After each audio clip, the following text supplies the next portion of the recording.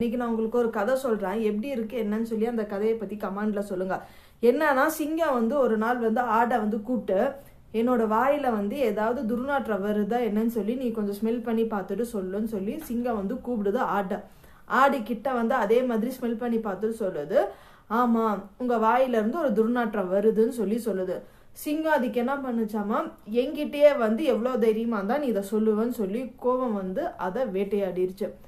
அதே மாதிரி இன்னொரு நாள் சிங்கம் ஓநாய் கூப்பிடுது, நீ இங்க வா, என் வாயில ஏதாவது துர்நாற்றம் வருதா என்னன்னு சொல்லி அந்த கேள்வியை ஓநாய் கிட்ட கேக்குது.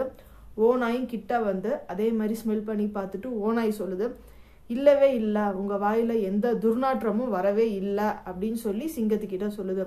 சிங்கம், உனக்கு எவ்வளவு தைரியம் இருந்தா நீ என்கிட்டயே பொய் சொல்ல ஆரம்பிப்பேன்னு சொல்லி அதையும் பயங்கரமா வேட்டையாடி கொன்றுச்சு. மூணாவது அதே சிங்கம் ஒரு நரியை கூப்பிடுது.